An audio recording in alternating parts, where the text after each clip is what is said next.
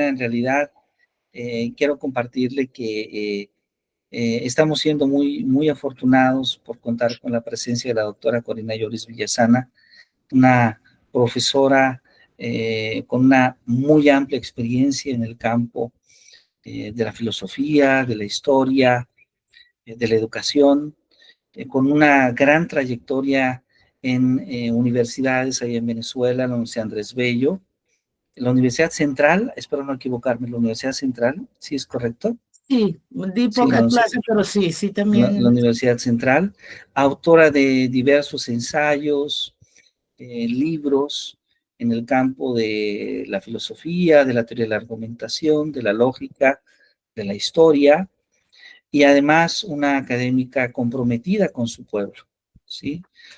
Una académica que no solamente es una gran académica, sino que además ha hecho un compromiso fuerte por la democracia en su país. Y bueno, pues un privilegio que nos acompañe. Mucho éxito en el seminario, que todo vaya de maravilla y bueno, dejamos con usted, doctora Corina, a estas dos buenas estudiantes que seguramente van a aprovechar muchísimo su estancia. Muchas Bueno, gracias. muchísimas gracias, Jesús. Un abrazo y felicitaciones por todos los últimos éxitos, porque los tuyos son continuos, vamos a decir los últimos. Un abrazo y Muchas espero gracias. Que esta situación de aquí se resuelva y yo pueda en algún momento salir del territorio y ser o sea, que yo soy una viajera empedernida y llevo ya un tiempito encerrada, ¿no? Un abrazo, saludos a todos. Muchas gracias, le agradezco mucho, muy amable. Hasta luego. Hasta luego. Buenas tardes, Susi. Hola, buenas tardes, ¿cómo están?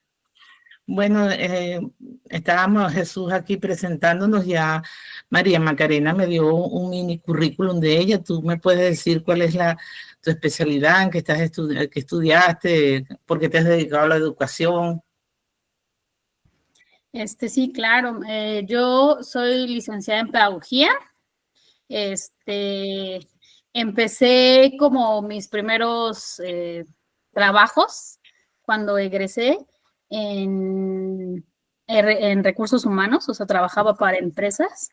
Pero la gran parte de mi familia por parte paterna son maestros, entonces pues me empezaron a convencer para agarrar el ramo de la docencia. Y pues me atreví a irme al ramo de la docencia y pues aquí estoy. Bueno, mucho gusto, Susi. Gracias. ¿De qué parte de México eres? Soy del Estado de México. Del Estado de México. ¿Y tú, María Macarena, de qué parte? De Paracho, Michoacán. ¿De dónde? Paracho, Michoacán. Sí, sé de Michoacán, pero es que Paracho no me ubico, pero bueno. Estoy junto a Uruapan, como a 20 minutos, 25 minutos de Uruapan. Ok, yo conozco bastante México, si ustedes supieran, es un poco, incluso a veces tomo el pelo y digo que lo conozco más que muchos mexicanos, porque como yo he estado asistí durante unos cuantos años a los encuentros internacionales de lógica, de la Academia Mexicana de Lógica, y la política de ellos es hacer los encuentros, no, digamos, si pueden evitar Ciudad de México, lo evitan, para conseguir más difusión en todo el país. Y eso me permitió a mí durante, imagínense ustedes, no sé si he ido 20 veces a México. Bueno, son de esos 20, digamos que 15 no han sido en México, en Ciudad de México. Me ha permitido conocerlo bastante y realmente es un país extraordinario y bello, un país bellísimo. Eso sí, en la Ciudad de México, Susi, tiene un tráfico espantoso. Yo no sé si es espantoso el de México o el de Bogotá, y no sé cuál de los dos es peor. Nosotros aquí en Caracas con el éxodo, entonces hemos tenido unos años de tráfico bastante liviano, ¿no? Que no es esa cosa tan agobiante, pero la de la Ciudad de México es de terror. Eso es lo que yo me acuerdo muchísimo. Bueno, yo estoy con ustedes invitada por Jesús para hablarles de práctica docente y de que seguramente son ustedes las que me tienen que enseñar a mí.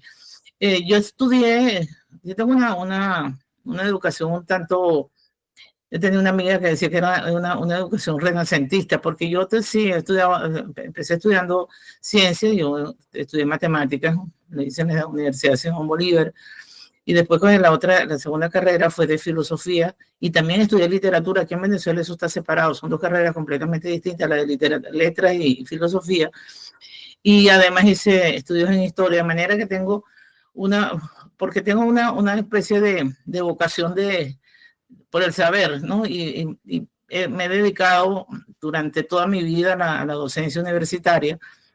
Las clases en educación media han sido muy pocas. Las vi cuando estaba estudiando, que nosotros nos permitían dar clases en algunos sitios, en los colegios, sobre todo en los colegios privados nos permitían dar clases.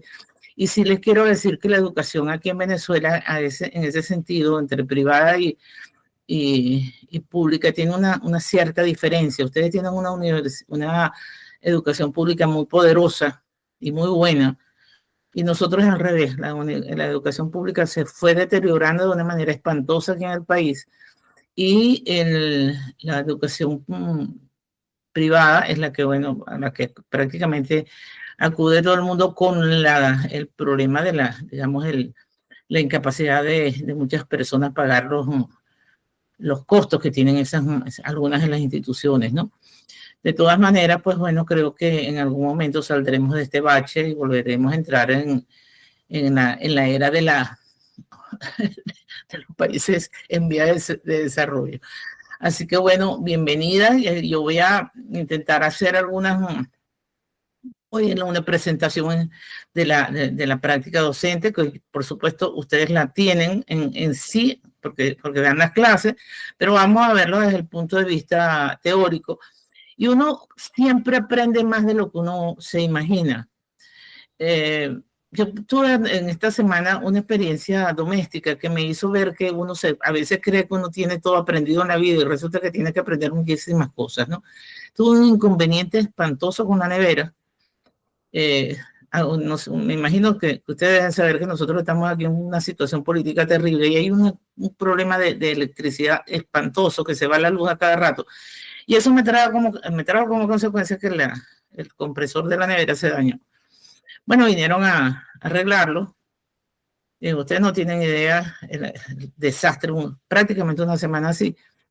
Y después que terminaron de hacer todas las instalaciones, me di cuenta que el freezer sí enfriaba muy bien, pero la parte de la nevera, nada que ver.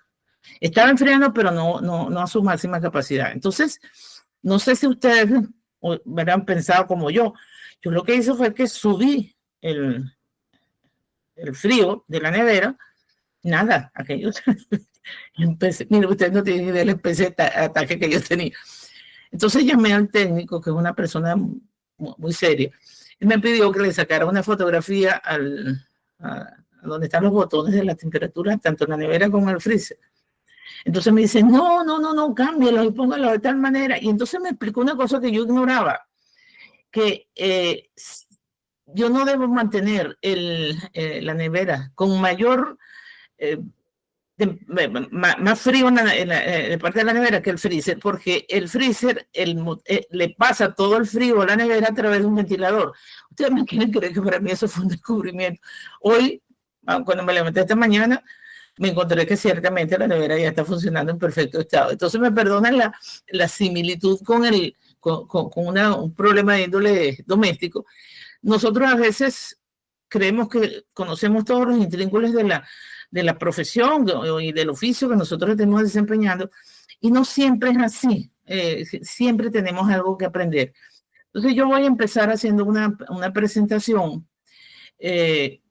y les voy a dar unas explicaciones con respecto a una manera de evaluar. Voy a pedirles que me contesten unos cuestionarios después que al terminar la clase yo les mando el cuestionario, ustedes me lo entregan en una fecha determinada, que van a ser 2, y para el final un pequeño trabajito que yo les voy a dar las indicaciones por escrito. Entonces yo les voy a pedir que me hagan el favor, y ahora por el grupo de WhatsApp les pongo mi correo electrónico, para que me escriban también y yo tener los correos de ustedes para poderme comunicar independientemente de que estamos también conectados con WhatsApp. Entonces, como yo voy a compartir la pantalla y la voy a poner completa, yo voy a perder la visión de ustedes dos. De manera que si ustedes me quieren hacer una pregunta, no tengan ninguna vergüenza en interrumpirme, porque yo no voy a ver si ustedes levantan la mano. Entonces, ya saben, me interrumpen sin ningún miramiento. Bueno, vamos a compartir.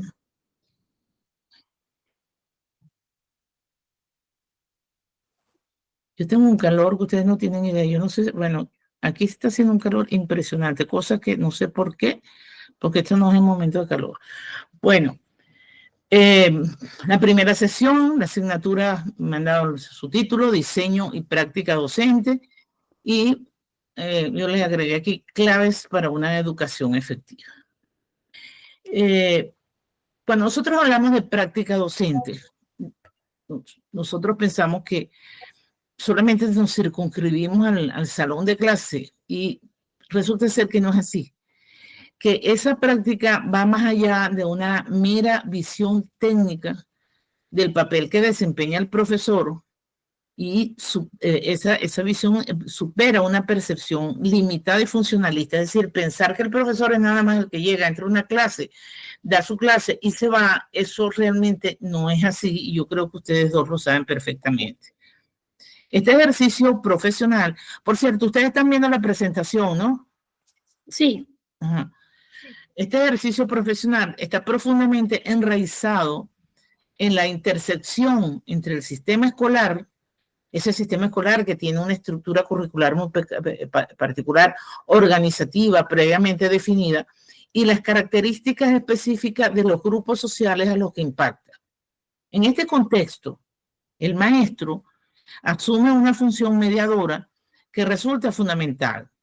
Se convierte en el puente que facilita el encuentro entre un proyecto político educativo, porque eso no lo podemos perder de vista, que tiene ese matiz político, la educación, pero no de politiquera, ni de politiquería barata, sino de lo que se entendían los griegos como política, en la preocupación por la ciudad, por la polis, por todo lo que estamos haciendo de crear unos buenos ciudadanos.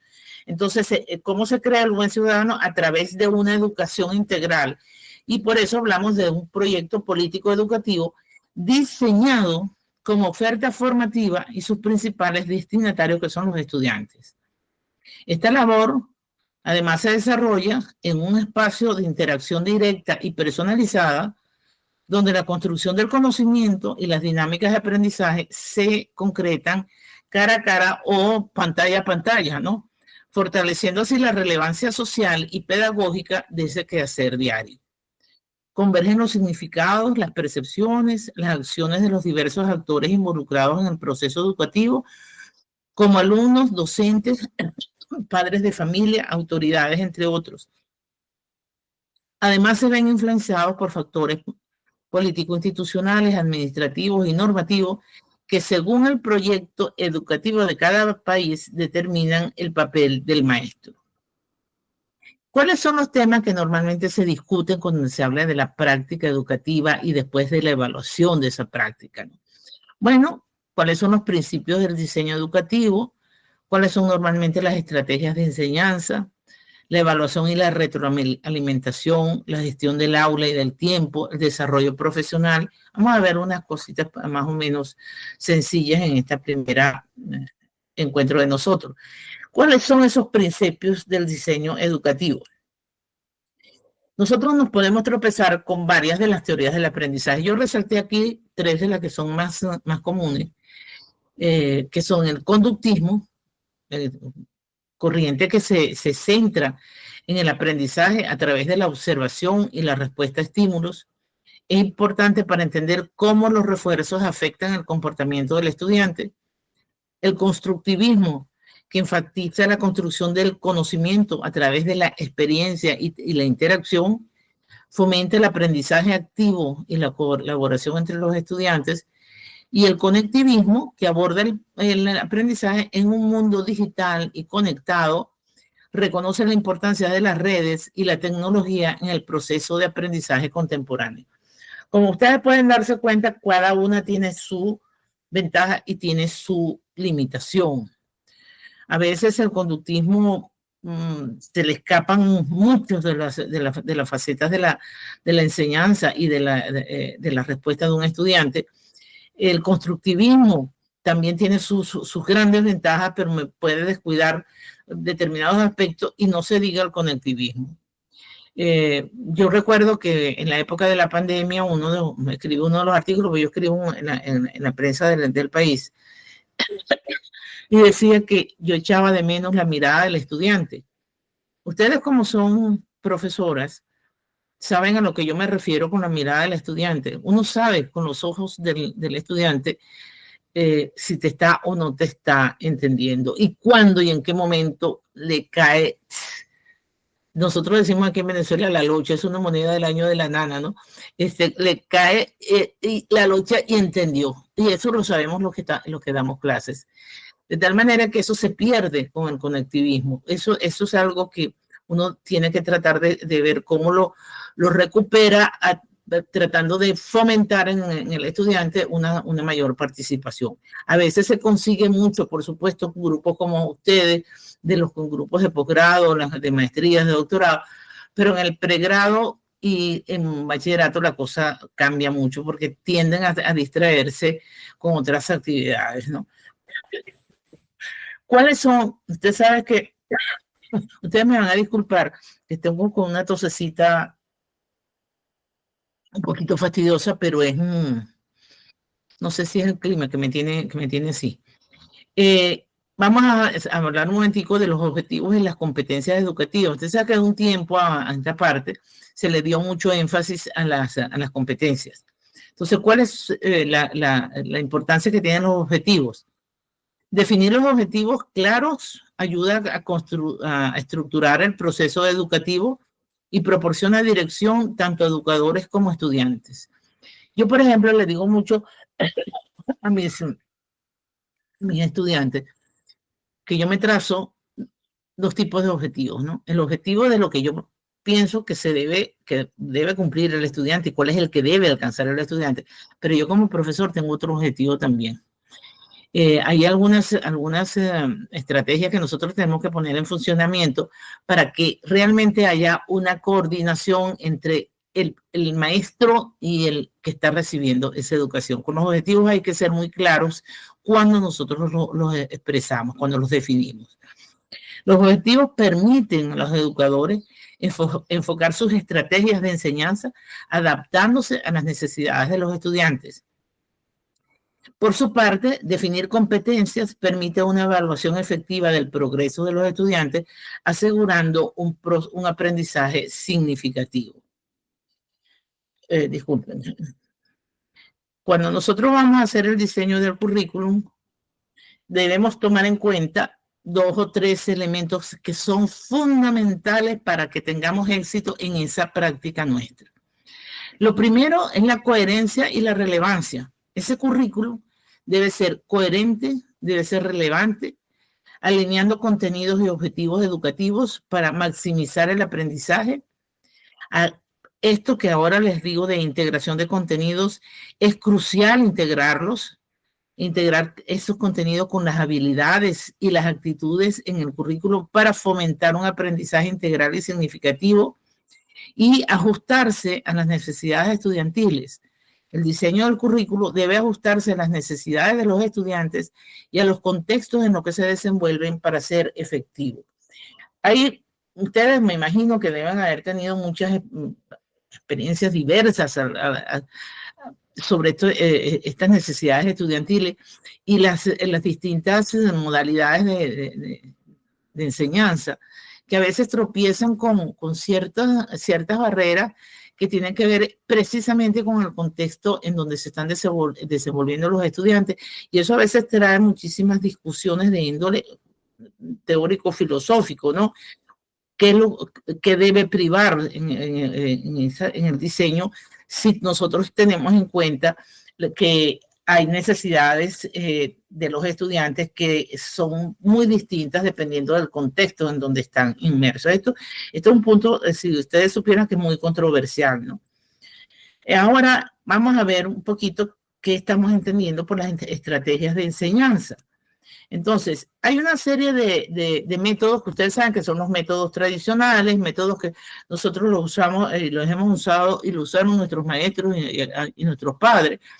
Y entonces pensamos que ellos han sido útiles en el pasado, pero no siempre cumplen con las expectativas de los estudiantes modernos.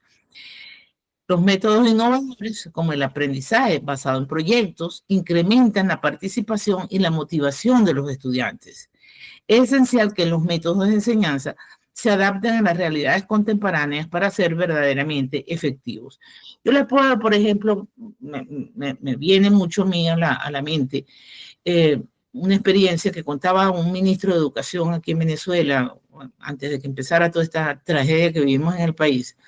Él hablaba de los planes educativos en las zonas de los indígenas que están en las márgenes del Orinoco, y que logran llegar allí y establecer ciertos métodos educativos, y ahí entonces empiezan a tropezarse con cuáles son las necesidades, si son las necesidades de ese grupo, son las mismas necesidades que tiene el que vive aquí en Caracas. Entonces ahí eso es a lo que yo me refería antes, que te trae una serie de cuestionamientos y de preguntas bastante difíciles de responder en determinados momentos. También nosotros debemos tomar en cuenta que el aprendizaje activo fomenta la participación de los estudiantes, lo que mejora su compromiso y comprensión del material. Yo les puedo dar un ejemplo. Yo estoy dando clases en este momento, en este trimestre, en la universidad que se llama Universidad Metropolitana de Caracas, a estudiantes de Derecho y estudiantes de Estudios Liberales, que es una manera muy, muy moderna de dar la filosofía, ¿no? Tengo, más allá de lo que normalmente se espera de una población estudiantil en un curso en línea, tengo 37 estudiantes, pero yo sí me he dado cuenta en las primeras semanas, vamos por la tercera, ya finalizamos esta semana la tercera, que muchos de ellos tienen las pantallas, es decir, que se conectaron, pero que no le están prestando atención a lo que uno está diciendo.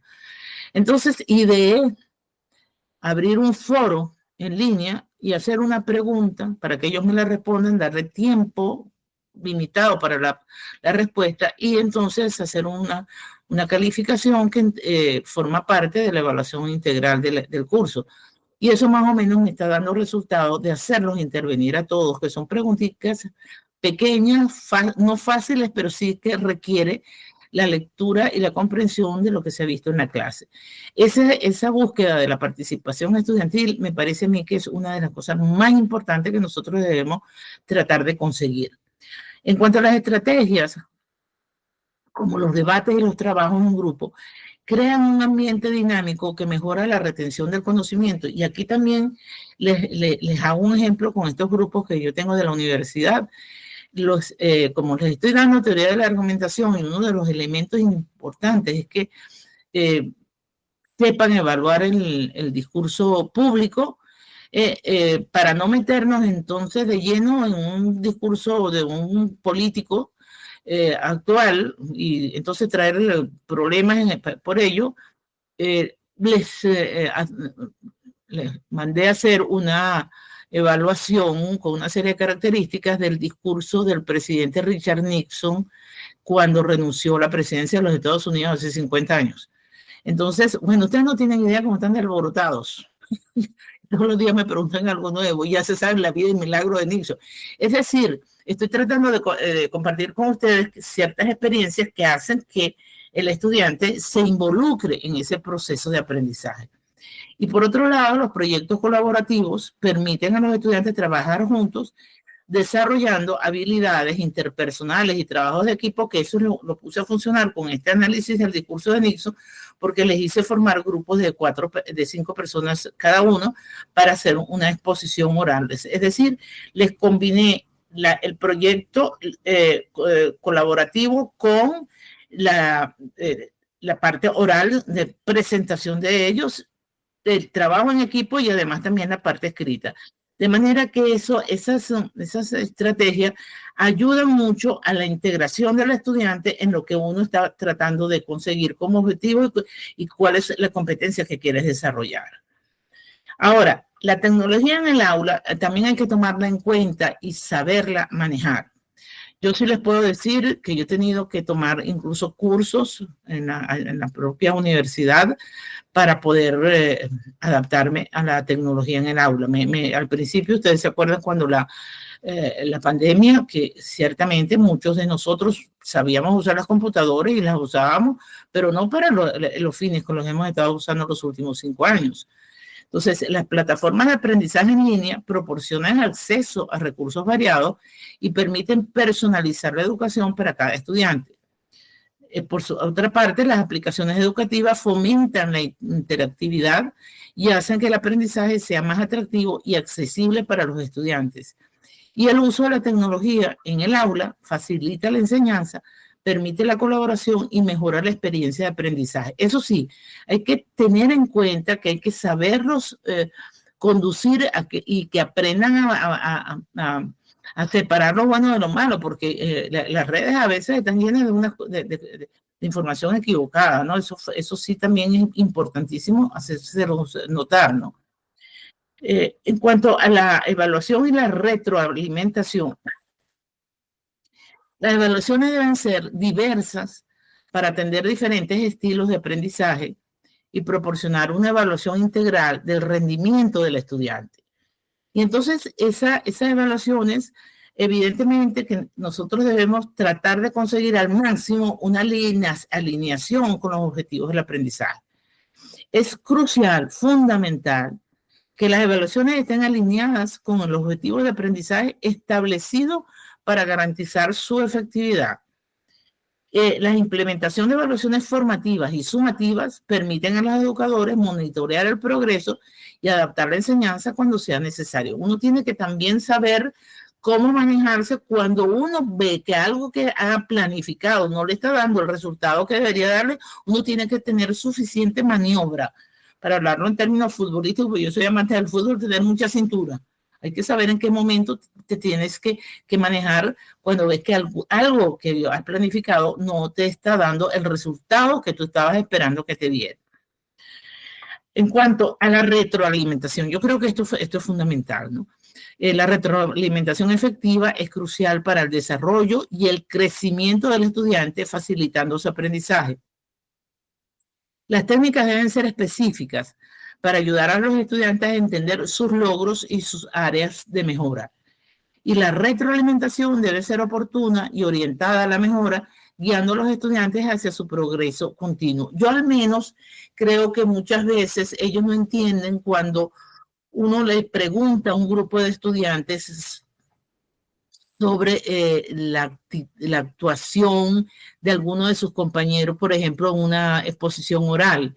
Les cuesta trabajo y muchas veces tienden digamos, reflejando su simpatía o antipatía, pero ahí es donde el profesor debe tener mucha habilidad para enseñarles que también es importante esa autoevaluación y que cuando yo los corrijo les estoy haciendo ver en dónde están sus errores, pero no de una forma punitiva, porque muchas veces, bueno, yo al menos esto sí lo experimenté en algún momento de mi vida como estudiante, que a veces era, digamos, como una especie de castigo que uno se hubiera equivocado en algo. Sin embargo, yo tengo una experiencia que yo siempre se la cuento a mis estudiantes, porque a mí me marcó mi manera de dar clases a lo largo de los años.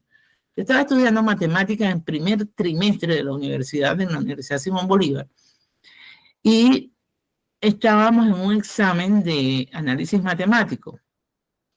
Y bueno, nos habían mandado a hacer un cálculo de unas curvas, y el profesor era un profesor de español ya entrado en años, de un carácter terrible, era un hombre muy, muy fuerte con el carácter, y él no permitía que uno se levantara ni le levantara la mano en el examen a hacerle ningún tipo de pregunta. Por supuesto, los exámenes nada que ver con que nos los entregaran impresos, ni mucho menos. El examen escrito en el pizarrón.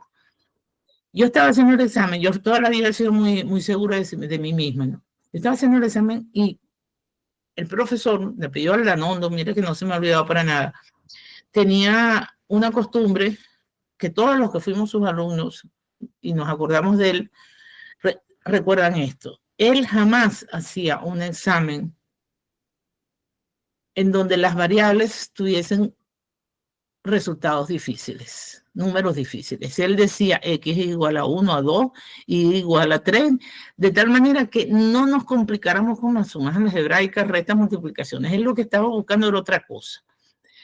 Esa característica de él me había entrado a mí a sospechar que yo tenía un error en la respuesta del examen.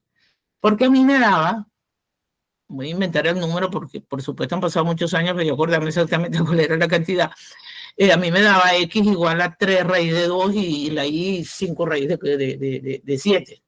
Yo decía, Dios, pero esto no parecería por nada del mundo un resultado acorde con lo que acostumbra el profesor. Entonces, muy arriesgadamente, me levanté del pupitre y me acerqué a la mesa de él a preguntarle, a hacerle saber de mi duda. Les repito que él tenía un carácter terrible, ¿no? Entonces él se me quedó mirando, vio el examen así muy por encima y me dijo, usted lo que está es complicando las cosas, vaya y siéntese. Bueno, yo me fui furiosa para mi escrito, mi pupitre, volví a revisar el examen y dije, yo lo voy a entregar tal como está porque yo estoy segura que lo que yo hice está bien. Cuando terminó el examen, varios de mis compañeros me dijeron, pero bueno, Corina, ¿por qué estás enredada? No sé qué. Y entonces empieza lo que ustedes saben, la característica de uno al salir de un examen, cuánto te dio tal, cuánto te dio X, cuánto te dio Y, cuánto te dio no sé qué. Y yo insistía, me dio tanto raíz de tanto y tanto. No, Corina, eso da X igual a 3 y igual a 2. Nos devolvimos al salón de clases y encontramos que en el pizarrón estaba escrita la igualdad en la fórmula con un menos que estaba muy pegado del signo de igualdad. Y yo desde donde estaba no había visto ese signo. Yo había escrito la fórmula con un signo distinto. Por supuesto, eso me había variado completamente el problema. Bueno, yo me resigné, dije, yo estoy aplazada en este examen, qué desgracia, yo estaba furiosa. El profesor a su vez tenía otra característica y era que él no le daba a uno las notas, sino que él decía, usted salió bien, salió mal. Era muy peculiar. Entonces, cuando ya entramos al salón de clases, a la siguiente, empezó, tú, fulano, saliste bien, fulano, y entonces a mí se me queda mirando y me dice, y usted salió bastante bien. Por supuesto, yo puse una cara que era de película, pero yo dije, ¿cómo que yo salí bien? Si yo salí, que saqué mal ese ejercicio. Entonces él se me quedó mirando y me dijo, mire, usted complicó el ejercicio y en la complicación lo resolvió perfectamente, de tal manera que eso fue lo que yo tomé en cuenta. Bueno, moraleja, yo aprendí con esa enseñanza del profesor Aldanondo que uno sí tiene que fijarse cuál es el impacto que se tiene en un estudiante y cuál es el esfuerzo que hace un estudiante en la resolución por ejemplo, de un examen o de un trabajo. Me ha orientado toda mi vida, se los puedo garantizar.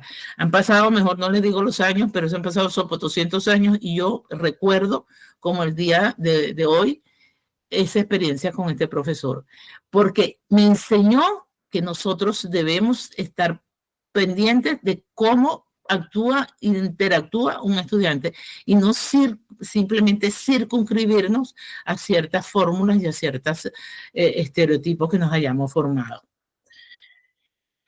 En esa autoevaluación y la evaluación entre pares que se hacen los estudiantes, que se da un poco a lo que me estaba intentando referir anteriormente, nosotros tenemos lo que se llama el empoderamiento de los estudiantes.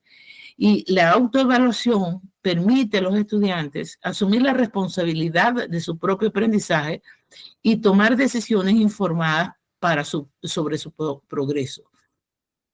Por ejemplo, yo normalmente hago antes del examen que les vaya a hacer, en este caso los estudiantes que estoy dándole clases en este trimestre, yo hago ellos mismos le han puesto el nombre de simulacro de evaluación. Yo les hago una evaluación anterior al día del examen, muy parecida a la que les voy a hacer, no se las corrijo yo, sino que se las corrigen entre ellos, y eso les permite darse cuenta qué saben y qué no saben. Si, quiero decirle que para mí ha sido uno de los grandes éxitos que yo he tenido, sobre todo con las materias de lógica que tienden a cometer errores tontísimos, ¿no?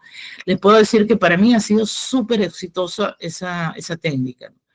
El desarrollo de habilidades críticas, la evaluación entre pares, ayuda a los estudiantes a desarrollar habilidades críticas al proporcionar retroalimentación constructiva a sus compañeros. Y en cuanto al entorno de aprendizaje colaborativo, estas prácticas fomentan un ambiente donde los estudiantes colaboran, comparten ideas y aprenden unos de otros, fortaleciendo su comprensión. ¿Qué papel entonces desempeña también el aula y los recursos? Nosotros debemos tener muy en cuenta la disposición del espacio. Un aula bien dispuesta permite a los estudiantes interactuar y aprender de manera más efectiva. La configuración del espacio puede fomentar la colaboración. Los recursos educativos accesibles como los libros, la tecnología y materiales son esenciales para apoyar el aprendizaje y la participación activa de los estudiantes. Y el ambiente de aprendizaje positivo y acogedor es fundamental para el desarrollo del estudiante. Influye en su motivación y compromiso. Por supuesto, nosotros aquí en esta presentación que le he preparado para el día de hoy, son situaciones ideales, porque yo pienso, por ejemplo, en uno de mis nietos que está estudiando en los Estados Unidos. Una de mis hijas vive en los Estados Unidos hace muchos años, y ellos están estudiando bachillerato, los dos hijos bueno, mis dos nietos, y yo en algunas ocasiones que he estado de viaje en vacaciones mías, los he ido a visitar a los colegios, y realmente, pues, como decimos nosotros aquí en Venezuela, me salen los colmillos de la envidia, porque aquello es extraordinario, como tienen las aulas, la disposición de la computadora, los libros, las mesas, una cosa extraordinaria, cosa que en nuestros países no se da de esa forma, a menos que estemos, en el caso venezolano, en medio de la educación privada. La educación pública que en Venezuela está muy descuidada. Entonces, es muy importante este tipo de tomar en cuenta estos elementos, ¿no? El espacio, los recursos que tienen para ese momento del aprendizaje. Y no solamente me estoy refiriendo a los estudiantes, a los de primaria y secundaria. Nosotros también tenemos que estar pensando en el estudiante universitario y en el estudiante de posgrado. Por ejemplo, recuerdo también, vaya que les estoy compartiendo con ustedes mis experiencias, porque creo que es importante hacerlos ver. Yo tuve no hace muchos años en doctorado de Derecho en la Universidad Andrés Bello, un estudiante que había quedado parapléjico, y el edificio del posgrado no tiene ascensor. Y entonces este estudiante, que me resultó, creo que el estudiante más brillante que yo he tenido a lo largo de toda mi carrera universitaria, lo tenían que subir en la silla de ruedas y bajarlo en la silla de ruedas. Bueno, yo a la tercera clase ya yo tenía un escándalo armado en la universidad, a tal extremo que me tuvieron que facilitar otro salón para que el estudiante pudiera tener acceso al salón.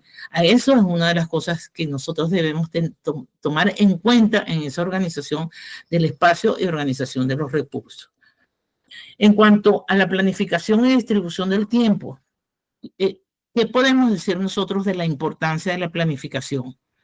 Esa planificación es crucial para asegurar que todos los contenidos se cubran de manera efectiva y eficiente.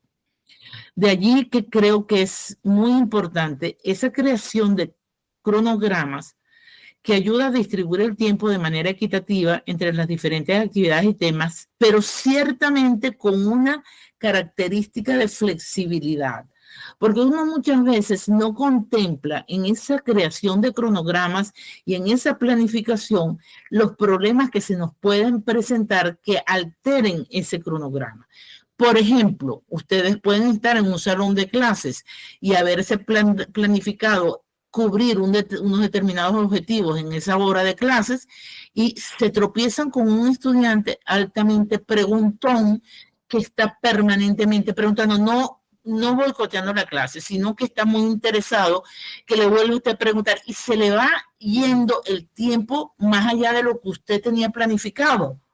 Entonces, esos cronogramas deben tener una cierta flexibilidad.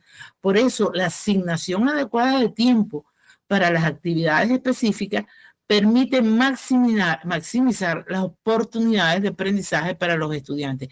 Siempre háganlo con un margen que a ustedes les permita alargar la clase sin necesidad de sacrificar contenido. Es preferible que a usted le sobre algo de tiempo a que a usted le falte tiempo, porque entonces no está cubriendo lo que usted pensaba cubrir en ese día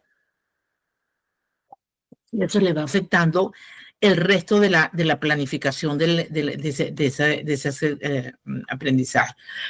En cuanto a lo que hablamos de la diversidad, puede presentar desafíos como la adaptación de métodos de enseñanza y comprensión de diferentes trasfondos culturales. La diversidad ofrece oportunidades para enriquecer el aprendizaje mediante la colaboración y el intercambio de experiencias entre estudiantes de diferentes orígenes.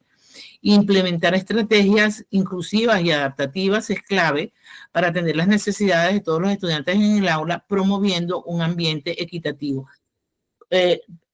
Por ejemplo, lo que yo les acabo de decir del estudiante parapléjico, pero yo he tenido alguna experiencia que no todo el mundo la tiene en su desempeño docente y que uno de los mayores retos que se puede presentar, yo tuve en las clases de lógica en tres ocasiones estudiantes invidentes, 2 de ellos invidentes de nacimiento, el otro se había ido perdiendo la visión y ese fue menos problemático. Los otros 2 yo tuve que buscar asesoramiento con personas especialistas para darles las clases. Una de ellas, una de las muchachas, que ella después hoy día se desempeña como docente en un grupo de invidentes. Ella presentaba los exámenes en braille. Al final de la clase, una compañera que generosamente se sentaba al lado de ella, la invidente leía su braille, la otra iba escribiendo lo que ella le dictaba, yo estaba presente y así corregía yo los exámenes. Les puedo decir que es una cosa impresionante tener que enfrentarse a situaciones como esa. Yo recuerdo que, es más, yo me imagino que a ustedes les debe haber pasado que escribiendo en un pizarrón o hablando algo dicen, ustedes ven esto, y cuando yo decía ustedes ven esto, algo se me notaba en la voz porque yo recuerdo, ella se llama Estela, ella decía, profesora, siga, que no importa, yo también veo con el entendimiento, me contestaba ella. Realmente es un reto muy grande y eso hay que estar preparado para ello, ¿no? Y saber cómo manejarse. En este momento, en este preciso trimestre, tengo un estudiante autista en el salón de clase y realmente es un reto porque hay que tratarlo con mucha habilidad y el problema es que estamos en línea, ¿no? Entonces, imagínense todas esas circunstancias que no te las dan y no te las dicen en una planificación, en un currículum, en una materia que te están enseñando. Y no te dicen cómo manejarte en esos escenarios. Y para eso hay que estar preparados, ¿no? En cuanto al desarrollo del profesional como docente, hay algo que yo creo que es muy importante que nosotros no podemos nunca perder de vista, que es la importancia de la formación continua. Esta formación es esencial para adaptarse a los cambios en la educación y mejorar la calidad de la enseñanza, como nos ha pasado a nosotros en estas generaciones, porque nosotros hemos pasado del uso de un pizarrón a los pizarrones acrílicos, a los proyectores, a la computación, a las pantallas, a los teléfonos inteligentes. Fíjense todo el proceso en el que nosotros hemos vivido, ¿no? La participación en los talleres es sumamente importante, porque ellos ofrecen oportunidades prácticas para que los docentes adquieran nuevas técnicas y enfoques en la enseñanza. De hecho, ustedes están en este momento participando en una formación continua que les permite interactuar con pares y que le dan a ustedes la oportunidad de aprender nuevas técnicas, nuevos conocimientos para mejorar la enseñanza e incluso mejorar uno como persona. Y asistir a las conferencias y a los cursos permite a los educadores actualizar su conocimiento, compartir experiencias con colegas, es decir, estás interactuando con pares, ¿no? Por otro lado, es importantísima en el intercambio de las ideas, porque el trabajo colaborativo permite a los docentes intercambiar ideas innovadoras que mejoran la enseñanza y el aprendizaje en el aula. Tenemos las redes de apoyo entre los docentes que fortalecen la colaboración y el desarrollo profesional en el ámbito educativo, y el enriquecimiento profesional, como la colaboración al trabajo en equipo, enriquece la experiencia de los docentes, fomentando el aprendizaje continuo. En cuanto a la investigación y reflexión sobre la práctica docente, ¿qué podemos decir? La reflexión permite a los docentes analizar su enfoque y estrategias de enseñanza para mejorar el aprendizaje de los estudiantes. Hay que fomentar una cultura de investigación en el aula, y esa investigación anima a los estudiantes a explorar nuevas metodologías y mejorar su práctica educativa. Nosotros debemos erradicar completamente esa visión, es decir, que yo todo lo aprendí, porque si todo lo aprendiste, entonces no eres capaz de avanzar a medida que se van presentando nuevas metodologías, e incluso ser críticos con nuevas metodologías y darse cuenta muchas veces que lejos de ser beneficiosa una innovación, más bien es preferible quedarse con lo anterior, con lo tradicional. Eso también hay que tenerlo muy en cuenta. Y la investigación y la reflexión contribuyen al desarrollo profesional continuo de los docentes, mejorando la eficacia en la enseñanza. ¿Qué podemos concluir para esta primera presentación? La importancia del diseño educativo, porque un diseño educativo bien estructurado es esencial para facilitar el aprendizaje y guiar a los estudiantes hacia el éxito académico. La práctica docente innovadora, las estrategias de enseñanza innovadoras ayudan a captar la atención de los estudiantes y a fomentar un aprendizaje activo y participativo. Y el desarrollo profesional continuo, promover el desarrollo profesional continuo para educadores es clave para mejorar la calidad de la enseñanza y adaptarse a nuevas tendencias educativas. Yo hice un pequeño cuestionario, que por supuesto yo apenas terminé la clase, les envío esto, pero si necesito los correos electrónicos, les agradezco que me los pasen por el WhatsApp para podérselos enviar a la presentación completa, porque por el teléfono eso va a ser un problema. Entonces, hice estas preguntas y fíjense cómo lo ideé. Preguntas para cada participante que deben responder y enviarme a mi correo cyoris@gmail.com antes de las 23:59 p.m. del viernes de la semana que viene. Y puse 23:59 para evitarnos las confusiones con las 12 de la noche, porque eso a mí me ha dado por experiencia que cada quien tiene lo que quiere con las 12 de la noche. 23:59 p.m. del viernes. 23, es decir, que yo tenga esas respuestas antes del día siguiente que tenemos la clase, y que yo para esa clase la semana que viene, pues yo les doy una respuesta de mi parte para compartir la experiencia de cómo enfocaron ustedes esas respuestas, esas preguntas, y cómo le dieron la respuesta. Entonces, le digo que identifique uno o dos episodios de su vida laboral como profesor y descríbala.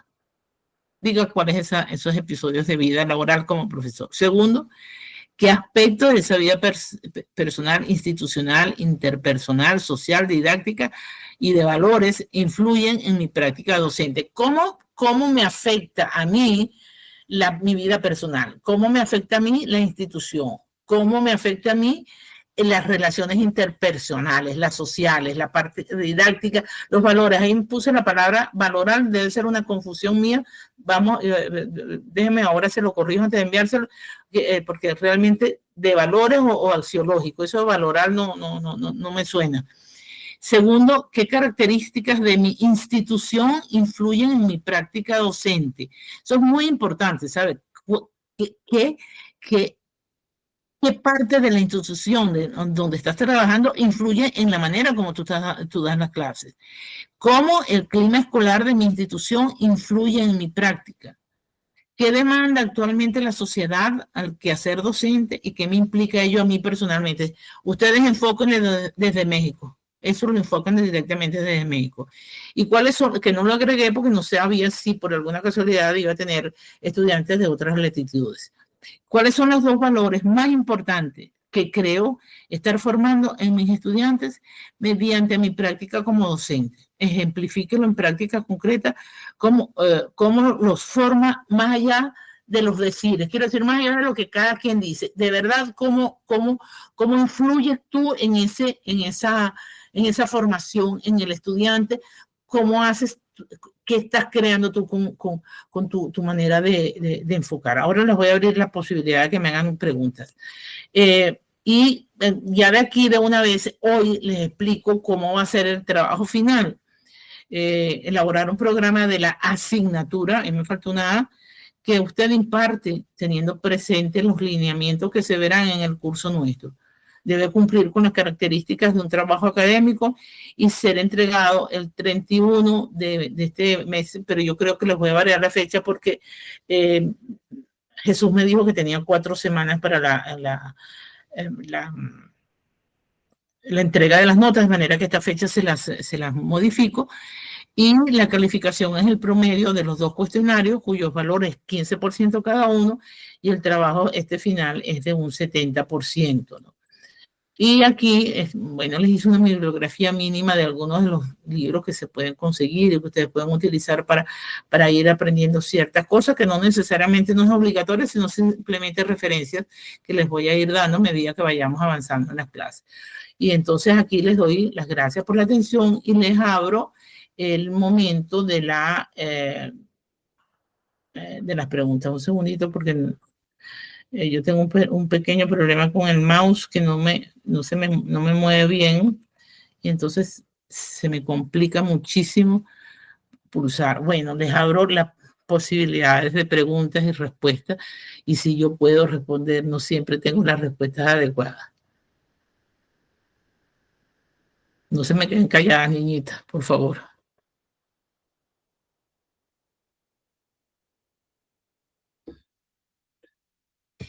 Bueno, gracias por todo lo que nos compartió sobre el diseño y la práctica docente. Yo estoy como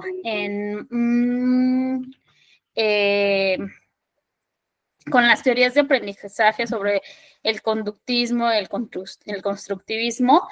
Bueno, acá pues afortunadamente en la primaria pues todavía es presencial, porque soy maestra de nivel primaria, entonces todavía la mayoría de las cosas las hacemos presencial y independientemente de que ocupáramos algunas herramientas tecnológicas, pues acá estamos, yo creo que como las escuelas de por allá, tampoco hay recursos, no tenemos computadoras, conectividad, los niños, ¿no? En la escuela.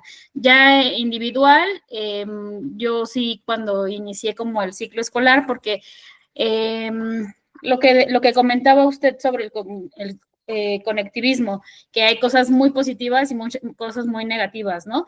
Y hay muchas herramientas en digitales que pueden ser herramientas muy buenas para los alumnos, pero pues lamentablemente sí hay que hacer, o sea, bueno, yo realicé una encuesta al inicio para ver quiénes contaban con computadoras, internet y bla, bla, bla, y sí, yo creo que es computadoras e internet en casa, sí tengo un 5%, ¿no? Solamente de alumnos. Entonces, todavía esas herramientas no las podemos tener tan a la mano por lo chiquitos que son, ¿no? Los niños.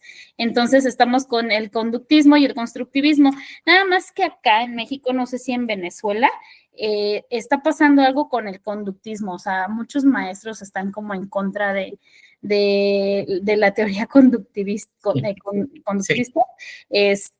pero yo siento que dentro del salón de clases no tiene que haber solamente una teoría, o sea, tienes que abarcar muchas. Y el conductismo, lamentablemente, para estar frente a un grupo de 30 alumnos, pues a veces es necesario, ¿no? Lo tenemos que ocupar.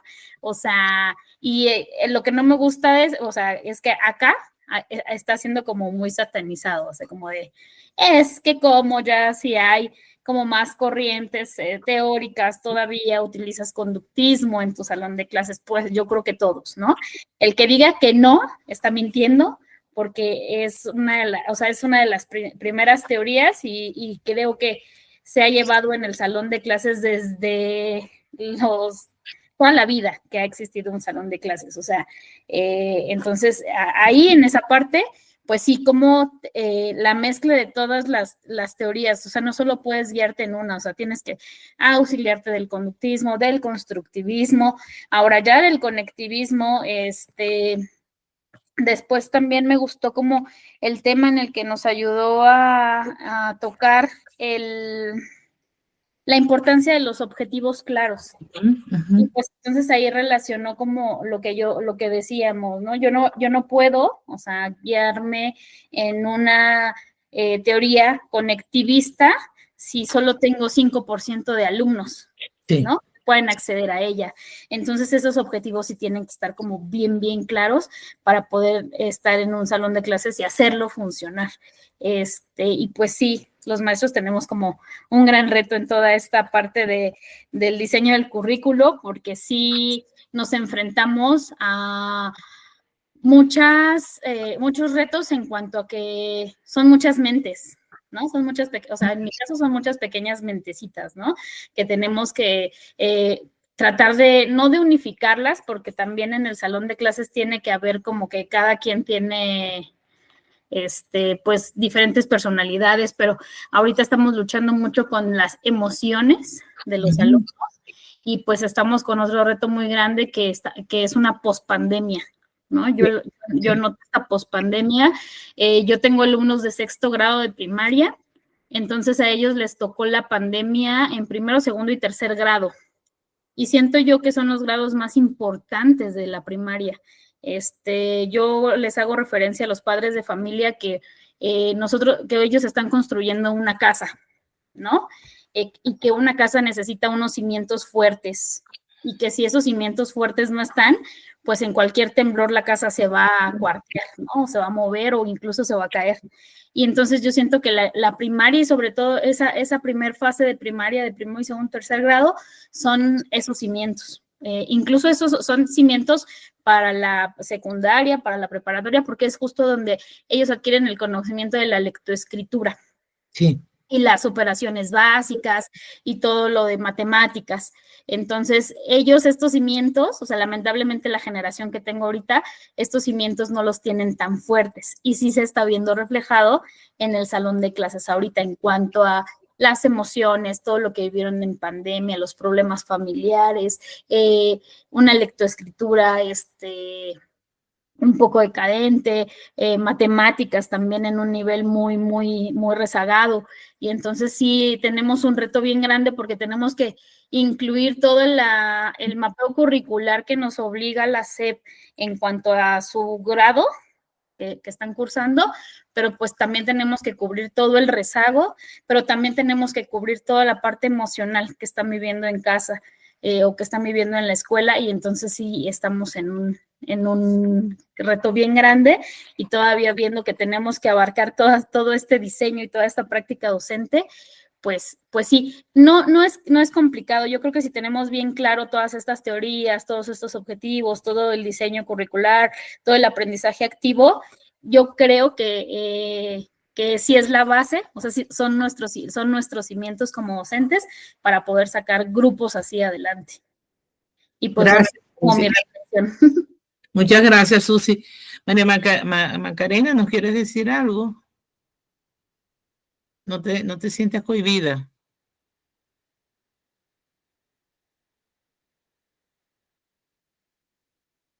No sé, bueno, no. Ahí no le podía quitar el silencio. Pues nada más coincidir, sí es cierto, es demasiado lo que nos piden por parte de la educación. Y pues desgraciadamente la primera escuela pues es en casa y pues no están como, si ambos no ponemos de nuestra parte es ahí cuando pues se nos complica demasiado a nosotros educar y enseñar. Así que sí, pues realmente coincido con todo lo que dice mi compañera Susi. Sí, mira, yo tengo una experiencia que no la tengo muy lejana en el tiempo. Fue relativamente reciente, al menos fue antes de la pandemia. Quizás puede ser una experiencia, mire, yo creo que puede ser hace unos 7 u 8 años. Yo estaba dando clases en Derecho, estaba dando clases de lógica. Estoy hablando del primer año de universidad, que bueno, que aquí en Venezuela tiene la característica que en el último año de bachillerato entras a la universidad, no tiene como ustedes la parte de la preparatoria, ¿no? Y a veces llegan como muy, digamos, muy inmaduros, esa es la palabra, no lo estoy diciendo con un sentido peyorativo, sino que todavía les falta aprender muchas cosas. Yo tenía en clases un estudiante que yo no había terminado de hacer una pregunta cuando él ya la estaba respondiendo. Muy hábil, muy inteligente. Y había un compañero de él que, bueno, le seguía el paso en lo mismo. Habían estudiado toda su vida en un colegio muy conocido en Venezuela, como uno de los mejores colegios privados que hay en el país. Y bueno, ellos están permanentemente tratando no sé cómo decir, la palabra adecuada es como lucirse, que ellos eran los que sabían y los que tenían el manejo de los conocimientos. Eso tenía una ventaja, pero también tenía una profunda desventaja, y es que entonces ellos impedían que otras personas intervinieran, porque muchas veces en esas preguntas es importante la equivocación, es muy importante el que te dice algo equivocado, porque te das cuenta dónde está la parte que no lograste que la persona captara, que tienes que aclararlo, que tienes que hacerlo mucho más fácil para que la persona lo entienda. Y eso me estaba faltando en la clase, porque este muchacho era tan inteligente que él se sabía la respuesta, yo creo que de antemano. Bueno. Y yo cometí un error. Yo empecé a no dejarlo intervenir, sin decirle por qué lo estaba haciendo. Yo hacía la pregunta, le decía, fulano, por favor, no me respondas ahora. Yo te pregunto después, no me respondas ahora. Y yo no le dije nunca por qué lo estaba haciendo. Un día el muchacho perdió la calma, él tenía para ese momento como 17, 18 años, perdió la calma, se levantó furioso del pupitre y dijo que se salía del salón de clase. Yo le dije, mira, fulano, si tú te sales del salón, te voy a imponer una sanción, porque tú me estás faltando el respeto, voy a ir a la facultad y voy a levantar. Bueno, el asunto fue que el muchacho se fue, me gritó, dijo de todo lo que se le ocurrió. Yo terminé aquella clase que yo todavía no sabía ni cómo pude terminarla, y cuando finalicé me dirigí inmediatamente al decanato de la Facultad de Derecho. Hablé con el decano y le dije, mire, lo que me ha pasado con este estudiante, y aquí se pone una sanción porque no puede hacer este tipo de cosas, esto me va a traer como consecuencia un problema con el resto de los estudiantes. Yo tenía en ese momento un salón con muchos estudiantes, tenía como 50, 60 estudiantes en clase. El asunto que el muchacho es sumamente inteligente, él iba con notas altísimas en todas las asignaturas, y el decano trataba de calmar mi molestia. Entonces me dijo que si yo estaba dispuesta a aceptar que él me pidiera disculpas, y nosotros sabemos que este tipo de cosas está estipulado en un reglamento, esto es una facultad de derecho, nosotros tenemos que cumplir con el reglamento, y yo este asunto no voy a ceder. Y me fui para mi oficina. Al día siguiente se me presentó el estudiante, pero ojalá que yo se lo pudiera a ustedes hacer una mímica aquí, ¿no? De esos estudiantes, ustedes saben que tienen así esos cabellos así todos desordenados, nosotros les decimos hippies, ¿no? Con los pantalones todos desbaratados, parece un loco, ¿no? Y entró mirando todos los libros que yo tenía en mi oficina, las cosas, ¿no? Entonces, yo no le decía ni media palabra. Entonces él me dice, profesora, ¿usted quería hablar conmigo? Y yo le digo, no, yo no quería hablar contigo, y tú estás aquí porque tú quisiste venir a hablar conmigo. Entonces se sentó y empezó a decirme que yo lo estaba ignorando, que no lo dejaba intervenir, y ahí comprendí mi error, y le hice saber que yo más bien lo que quería era que él respondiera después que 2 o 3 se habían dado respuestas equivocadas, de manera que se pudiera establecer dónde estaban los límites del conocimiento y los errores. Él más o menos fue entendiendo hasta que de pronto empezó a decirme que él no quería seguir estudiando Derecho. Que lo que pasaba era que él tenía, y ciertamente la familia de él es de abogados conocidísimos en el país, incluso uno de los tíos de él había sido ministro de Educación en Venezuela.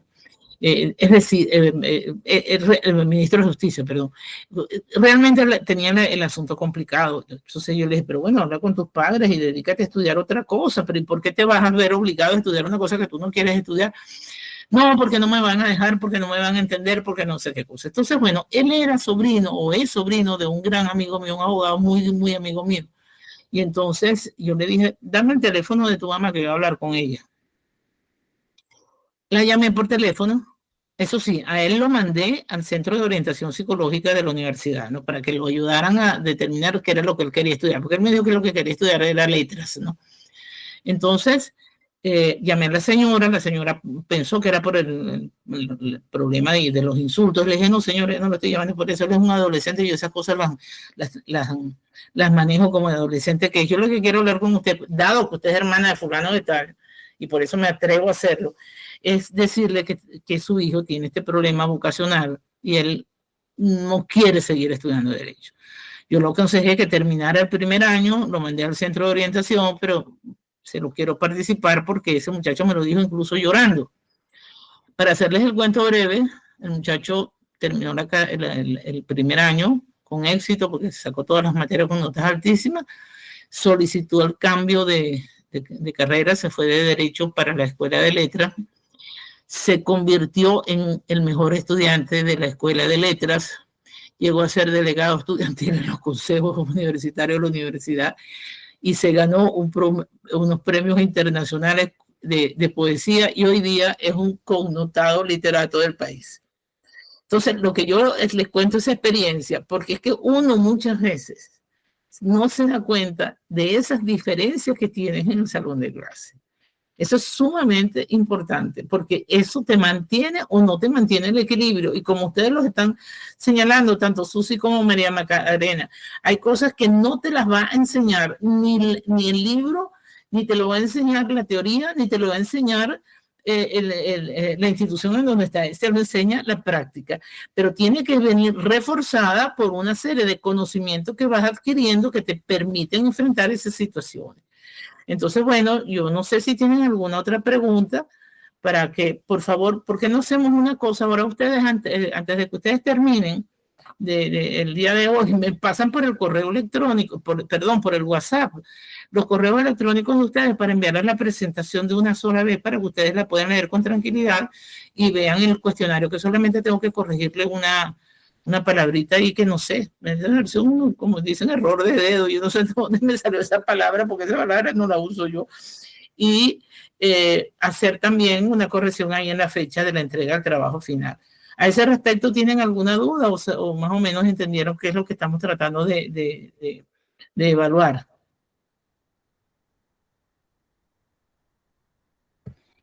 Yo por el momento sí estoy como bien. A mí siempre, la verdad me surgen las dudas cuando ya estoy trabajándolo. Entonces, hasta el momento voy bien. Está bien, Susi, no hay problema, porque lo que nosotros hacemos la semana que viene es, al empezar la clase, abrir un rato de preguntas y respuestas. Eso es algo de lo que yo lo tengo muy claro, ¿no? Lo hacemos antes de cada clase. Primero que yo les respondo las preguntas de acuerdo a mi experiencia, lo que pienso que podrían ser las respuestas del cuestionario y preguntarles alguna cosa y después seguimos con los temas. Por ejemplo, tengo pensado hablar de las distintas dimensiones que influyen directamente en la práctica docente. Me ibas a decir algo, María Macarena, porque creí ver moverse aquí, pero no estoy segura si fuiste tú o fui yo con el mouse. No tenía ningún comentario. Bueno, entonces les agradezco. Ustedes no pueden poner las cámaras un momentico para yo verle la cara. O no están arregladas, porque yo a veces no pongo la cámara porque no estoy arreglada. No estoy arreglada, pero la prendo sin ningún problema. Dale, Susi. Hola, buenas tardes. Encantada, Susi, mucho gusto. Igualmente. Y tú, María Macarena, no quieres que yo te vea la cara, o sí. Yo no sé qué me pasa con la garganta, estoy terrible con esto. Hola, María Macarena, no se preocupe, que yo, mira, no me venga a mí como en las mañanas cuando tengo clase en la universidad, que es tan temprano, tengo que salir volando a arreglarme, ¿no? Y hay veces que dejo apagada la cámara hasta que más o menos me he maquillado. Hoy tengo puestos lentes de reflejo porque yo creo que son muchas horas de exposición en la pantalla y tengo los ojos un poco irritados. Bueno, entonces un abrazo, me muchísimo gusto en conocerla y tengan todas las preguntas que ustedes quieran hacerme, preguntas, observaciones, con muchísimo gusto, porque para eso estamos nosotros aquí. Entonces, bueno, nos funcionó el tiempo mejor de lo que me había imaginado, pero es que yo pensé que éramos más. Y claro, al ser 2 personas, entonces, entonces te salen como más fluida todas las clases. Pero bueno, perfecto. Ya me mandan los correos electrónicos y yo les envío inmediatamente la presentación. Un abrazo muy grande y que te les vaya bien el resto del día. Gracias, igualmente. Hasta luego. Hasta luego.